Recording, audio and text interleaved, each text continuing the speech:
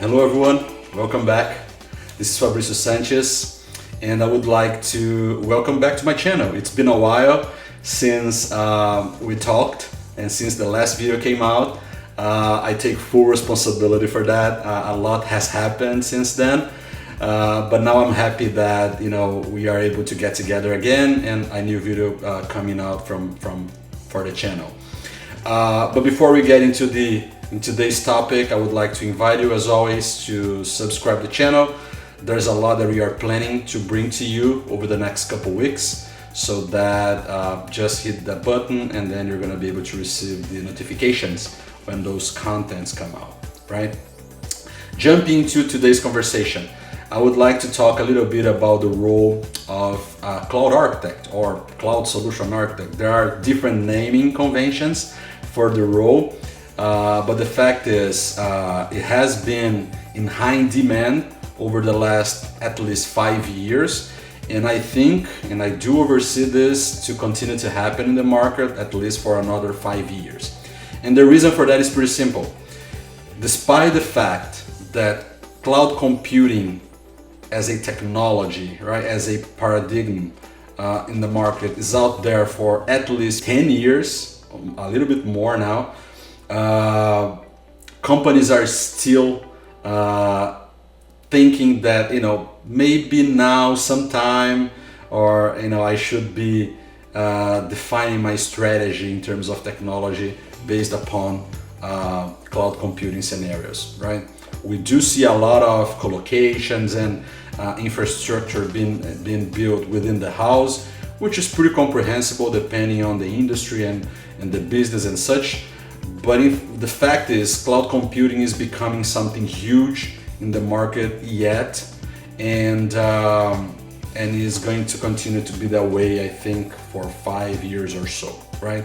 And so those roles, like the cloud solution architect role or cloud architect role, will be in high demand because of that. And what I would like to actually touch briefly today, and this is not a final message on this, I think we can retouch that topic in the future, giving a different perspective, but I think I would like to share some thoughts about what that professional do, right? And what is important to succeed in their role. Empirically speaking, I've been playing that role for quite some time now. Today I have a slightly different role here in Google, which is a kind of different look into the cloud architect role. But I've been playing the cloud architect role for over 5 years now, and I think I can give you a pretty comprehensive view about what the role is and what is needed to succeed in that, right? First, it is important to state that the cloud solution architect role is not a role of software development, nor is a role that you are going to deploy stuff in the cloud, right? The cloud, sometimes you need to do that, or you might be required to do that, because it varies a little bit depending on how the company positions and expects from the professional. But usually what I've been seeing for the role is that it is more like a glue between business areas and technical teams, right? Why? Because at one side you have the business areas where people are discussing and projecting how to deliver a best experience to the customer, how to increase revenue, how to bring new revenue streams, how to improve the business module for the company so that the business can be more healthy. Those sort of things that are usually attributions that business owners take, and then that has to be translated in technology on the other side. And this is where the technical teams come in, right? And then they have to understand how critical those aspects are to be able to deliver the best solution in the cloud, making sure that that solution is not going to be offline in any time, making sure that the applications are performatic, making sure that they are compliant with regulations. There's a lot of aspects that we can keep talking here, but that's not my point. I think my point is the cloud solution architect is the perfect glue between those two worlds, because this professional understands the business, is sensible to the impact of an application, being offline for 2 hours, for instance, right? It is sensible to understand how the business works, so that it is able to give the technical teams a urgent sense, so which is pretty important. And mainly, and I think that's the most important point, which is project, design the best technical solution to deliver the expectations that the business teams have for that given solution or ecosystem, depending on what you're building there, right? And for that, as you might imagine, right, for you to be able to talk, freely and smoothly with technical areas and business areas, you have to have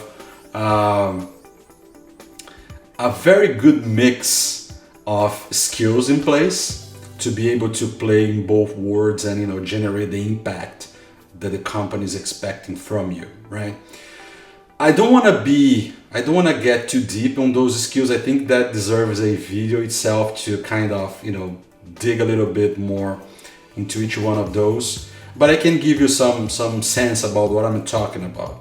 For instance, on the technical side, this professional has to be very fluent on networking, distributed applications, APIs, how to develop or how to write code and scripting, understand of automation, all those things, source control and everything that is tied to it. So on the technical side, it is a lot, and usually it has to be very good on Linux too, because most of these applications on the cloud, they run on top of Linux-based technologies like Kubernetes and others. So it is pretty important that the technical side of that professional is really strong. It has to be. Otherwise, something's gonna be missing. You are not going to be able to properly design a solution that delivers the expectations for your customers. On the other hand, it is important that you understand the industry you are inserted into, right? For instance, if you are working for a fintech, it is important that you understand all those things that come together with a fintech, right? And a company that works on the financial industry, the regulations and everything, what is important, how those things are developed, and how the business run, and etc. It's important for you to understand, because you're going to be more sensible to how to build those solutions. Also, it is super important for that professional to be an easygoing person, because you're gonna be interfacing with a lot of different profiles on the business teams, like business analysts, just to mention one, and you have to understand their language, and you have to be able to translate that back to the technical teams, and in terms of architecture and how to put out there the best possible solution, right? So you have to be, your soft skills, we used to call it, your soft skills have to be in place, definitely have to be in place, because you're going to be required to use them a lot, right? So it is but at the same time, it's a very impactful role, right? It pays very good salaries. It varies depending on the country and depending on the size of the company, and how the company positions the role itself. But it pays very good salaries, can make you have a comfortable life for sure. It is in high demand, so you're gonna be able to look through different offers and see the one that best fits for you.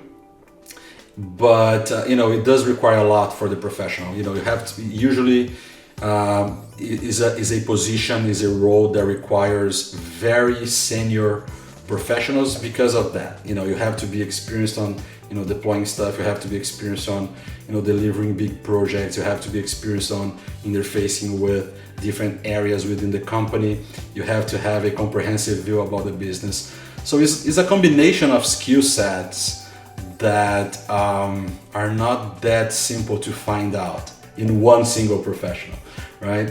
But the good news is there's a lot of content out there that can help you to get prepared. Here in this channel, one of my goals is to provide more context on that, you know, as I've been doing this for years now. And I really think I can share something useful for you. So stay tuned. I think one of the things that I want to do is that, but you know, there's a lot of content out there on that regard too. And if you are looking to join that marvelous world, I think those are the initial thoughts that you should be thinking of, and how to get and use those thoughts to your favor, on the sense that how can you get prepared to that, right? So if you think that you have a good fit, and if you think that those aspects fit well on what would you like to do moving forward in your career, then the cloud architect role might be a good shot. And I would definitely recommend you deepening your knowledge around what's needed and everything, because it's a very interesting role, and it's going to be, as I said, it's going to be in high demand for the years to come. So you should definitely take a look into it, right? So that's it for today. As I said, in the future I'm gonna be touching this topic again, but more looking more into the skills and how to get ready for them, sharing some content and material as well. But you know, for today, I would like to give you that perspective and leave you with those thoughts. And I'll see you next time. Thank you very much. Bye bye.